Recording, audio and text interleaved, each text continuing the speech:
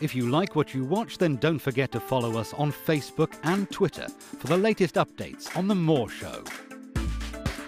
Remember to subscribe to our YouTube channel for new weekly television and radio shows.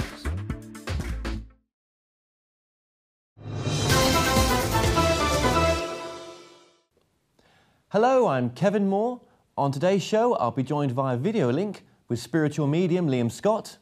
Singer-songwriter Patti Cowell performs her new single, and the author of Punk Science, Dr. Manjir Samantha Lawton, discusses the connection between science and spirituality. So stay tuned.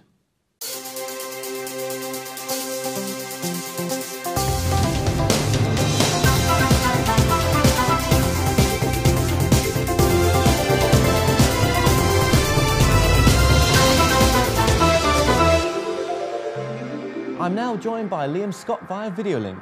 Liam was once a streetwise thug, but after meeting his wife, Anne Scott, Liam harnessed his psychic abilities and began his spiritual journey.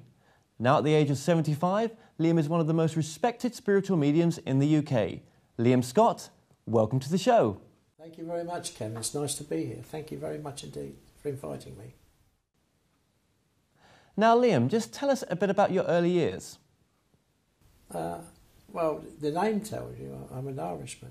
I actually came from Dublin in 1945, just after the war. And my father, who fought in the British Army, was killed in Burma. My mother brought us over with 3 children. And we lived in Islington. I was brought up in and around Islington, you know. I went to school in Islington. We moved to North London, to Tottenham. And I was in Tottenham for a few years. And that's it really, you know. Always in and out of fights. Never had any education. If that's what you want to hear, that, you know. Uneducated man. And were you aware of your mediumistic gifts back then? Yeah, I was, yeah. I was forever looking out the window. What for, I don't know. But I was forever, gazing out the window, daydreaming. Couldn't concentrate on anything, just my mind was always elsewhere. Regarding, I sort of knew things. I never had any children to play with, like invisible powers, nothing like that. But I was always aware. I used to class them as angels when I was a kid, you know, because I was brought up in a Catholic religion, and that's what I thought it was, you know, just angels around me. But you know, I don't know. And I just went through life like that. There's always been that in the background, you know.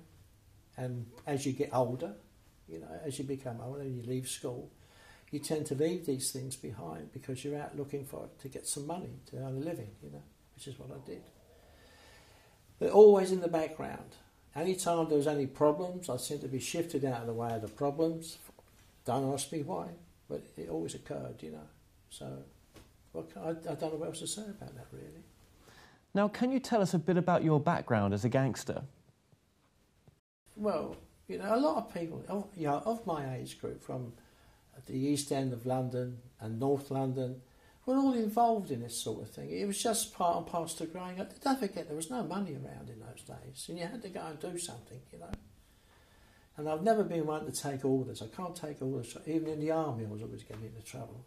First day in the army, I was in the clink, you know, so... because I can't take orders. And what got you out of your criminal life then, Liam? I think my beautiful wife, my second wife, my beautiful Anne, who's no longer with us, she was angelic as far as I was concerned. But mind you, we had our arguments, we had our rows, and you know, like most couples. But she had this quality about her that brought out different qualities in me. Just being around her brought it out, you know. And she was, I suppose she is my shining light, you know. So how did meeting your wife help you in your spiritual development? When I actually met Anne, she touched parts of me that I never knew I had. I came from a large family. It was a family of 3. Then my mother remarried again, and had another 4 children, and it was very hard for her to give us individual love. Though she loved us all, but she couldn't at the time to give us all love. And then when Anne moved into my life, I found love, and it's something that I treasure till the day I die. You know. So, are you saying that you don't think you loved yourself before you met your wife? Not really, no, because I wouldn't have got in the situations I got into. You know. Because how can I just? I can't. That's a rather difficult thing to answer. That when I think about it, you know, needs a bit more thought. That, but no, I did love myself, but not in a different sort of way. I didn't love myself in a spiritual sort of way, where I loved myself in a, if you like, in a vain sort of way. It was a bit of a, if you like, use the expression, a jack to lad, you know. But you sort of move away from that, you know, and you're shown other things, you know. So once a person has sort of, you know, spiritually progressed, can you sort of drop below that level and return as before? No, you move off in another direction. You see, you know, people, the finest form of healing is a healer. Mediumship is a verbal sort of healing when you're trying to assist people. When did you become a full-time spiritual medium then, Liam? Well, I've been doing it you know, for quite some time now. When I became a medium, it's you know, things occurred, you know, around the home, you know. Things started to move and I thought I was cracking up. So I went down to the Arthur Findlay College and asked them for an assessment. I went there this particular weekend and I was going to stay there for a week, and about 200 people, and I'd never been to this place before, and they stuck me in the top class. When they asked the questions I asked, it seemed to suit them, so they stuck me in the top class, and from then it just went on, you know. And it's sort of, I suppose they took the rough diamond and polished the edges up a bit, if you look at it like that. I don't know. Would you look at it like that? I don't know. Anyway, that's what occurred. And how many years have you been giving readings for? Oh, 20 years, you know. So how has this changed you as a person then? Oh, without a doubt, without a doubt. It's made me more aware of us, of the human race, and how our emotions are all in a mess, if you like, you know, where we have to come to terms and have that collective loving consciousness, which is what would be lovely, you know. It would save a lot of problems. But I'm very much aware of assisting. I like to assist people, you know, if I can, you know. And what's your drive in doing all this work? I just do it. I don't ask people why I do it. There's no drive. It's just something that I have to do. I just have to do it. I'm not looking for glory. It's nothing like that at all. I just have to do it. And funny enough, people are drawn to me, and people come to me and speak to me. You know, so, and they do ask for help, and I do what I can. You know. And what's your view on religion, mainstream religion? I mean, have they got everything figured out? Well, it's not they haven't got it right, but it's a terrible thing to say, and I would be crucified. I use the word crucified here, but they all have their own agendas, if you like, you know, and that is they all seem to think there's only one God, you know, and how can that be, you know? How can that God be better than any other God, you know? And what's all this fighting about? All fighting over religion. What's it all about? Where's it going? That's what it, you know. It's really, and the battles that are going on now, within the Middle East, there, or all these Arabian countries, all killing each other. That's obviously money. Can't be anything else. You know, that's how I see it. They're my viewpoints. So, what can oneness bring to mankind then? What would that do? Well, that could only do one thing, couldn't it? It would only give off that collective energy where I come back to the same word again. We're all assisting each other. We're we're all going in the same direction. We all have one aim in life, you know. That's it, really. Okay, so what do you believe in the sense that should you treat others as you wish to be treated? Exactly right. Yeah, you hurt yourself, yeah. If you're hurting somebody, yes, of course you do. So what is the problem with the system that we have currently? I suppose it's greed and power. It can't be anything else, can it? Greed, look what we're doing to the planet. You know, we're digging holes in the planet and drawing stuff out and leaving voids in there. Now we have earthquakes and seas are rising, everything's happening. It's all to do what the way you're robbing the planet of its resources, if you like. I think eventually the only way we'll have contentment or peace not in our time, won't be in my time or your time, maybe 200 or 300 years time when you get maybe philosophers all looking after things, you know, when they use, again, they come back to that consciousness. We're all going in the same direction, you know. Who knows? I've no answer to it. Well, okay, but will philosophers, rule the world from a sort of spiritual standing? Well, that's what we all are, you see. We're all spiritual. Well, not spiritual, we're all our own temple, we're all our own God, right? So I suppose the word spiritual can be used, it can be, yeah. But we're all our own God and we're all striving to reach a particular point in our lives. We're all searching.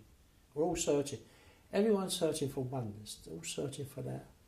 And the philosophers will assist in that area. You won't do it with somebody running around in a white collar, back to front white collar, or a robe on.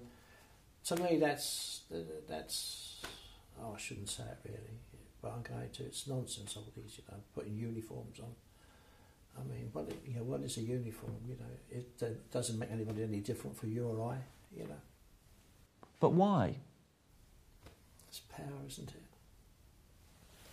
I'm better than you. I know more than you. It's that sort of attitude. Okay, so what do your spiritual guides tell you about what you're going through right now? They don't tell me anything about what we're going through at the moment. They don't tell me anything. My guide is my mother, Kate, and now I believe Anne's in my life now. I'm a sensor around me. So my mother was always around me. So it's my mother that's been guiding me, and I was the eldest one in the family, and she was the one who always tried to keep me in check. And she had a great difficult time doing that, but she is my guide, Kate. And how did you cope with Anne passing on? Like everybody else, it's great difficulty. But before you say any more, I'll explain something about mediumship. Everybody is a medium. They just haven't connected to their senses, to other sense, and they should do because they'll enjoy it. Going back to Anne, she is a loss that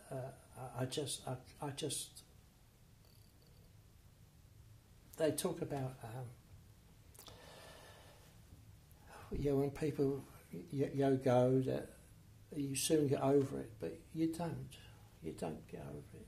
It just goes on and on. Little things. I went to the drawer the other day and I took a tea towel out of the drawer, a tea towel that she had washed, ironed and folded. And it was done so neatly. It wasn't me that did it. I could tell that. It was the way it was folded. And everything was done neatly. She was a very tidy-minded lady. And I miss the little things. I miss her like saying to me, "Well, isn't it about time you made me a cup of tea? Why do I have to keep, doing the gardening? Why don't you do the gardening for a change?" It's things like that, like most men do, All right, don't keep switching the, don't keep playing with the remote. Let me have it for a minute. And then she wouldn't let me have the remote. It caused an argument, I miss those things. I miss the banter. I miss it dreadfully. So has your gift helped you to see things in a different light? Oh, yes. I know she's not there. I can't touch her. I can't do anything, but I know she's with me. Because I talk to her mentally, and sometimes I talk to her verbally. Something comes on the TV that she enjoys. I'd talk about it and say what you would have loved that sort of stuff, you know. So what advice, Liam, would you give to someone that's lost a loved one? In the past few years, I've been hearing a word called closure, right? With bereavement, you never have closure because it keeps coming back at you in various ways. You can never have closure. But I do know that where she is, she's at peace and she has no pain, right? And I promised her that I'd do something for the Macmillan nurses. I did promise her that I would do it, you know, and I'm doing it in September and that medium, Colin Fry, who was a very busy chap, said he would come along and do some stuff for me there, which I really appreciate, you know. Could you tell us a bit more about this event then? Right, it's at the Bloomsbury Theatre on the 28th of September. There's Colin Fry, myself, the London Youth Gospel Choir, and during the interval there's going to be an auction of events, I suppose you'd call it events or adventures or something, where maybe a balloon flight across London or across the home counties, a trip down the Thames, pampering days, that sort of things, an auction for that. It should be quite a nice night. There'll be a few celebrities there, I would have thought, and there may be one or two guest mediums. I'm not sure yet, you know. There's a few of my friends have offered to come along. They think it might be too emotional for me, but we'll have to wait and see. The tickets are £20, and you can buy them at the box office, or you can go onto my site, which is liam-scott.co.uk. You scroll down, you'll see the box office on there. You can buy tickets there. That's about it, really, about the show. And I'm doing it because I promised her I would do it. You know, I'm a bit nervous about it all, obviously, because it will be emotional for me, you know. But there you go. The Macmillan people, I can't describe. I can't tell you how beautiful they are. You could almost fall in love with them.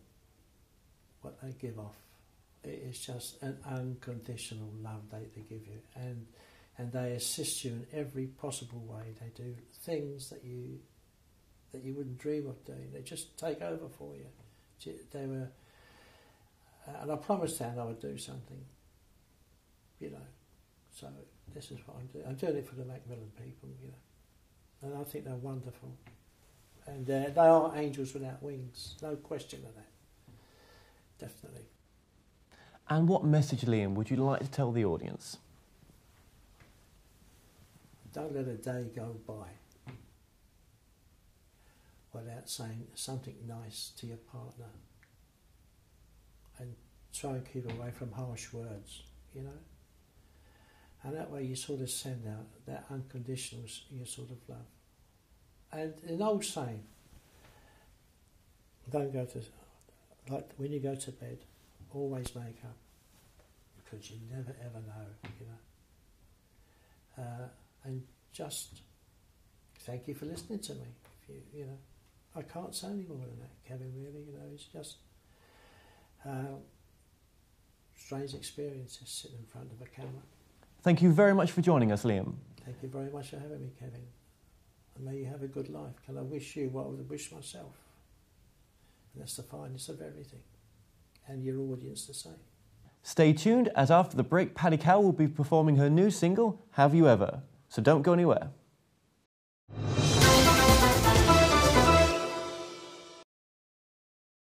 Visit themoreshow.co.uk/shop to purchase products and services from your favourite past guests. If you're new to this site, you can also catch up on the previous television and radio shows through YouTube and the More Show website.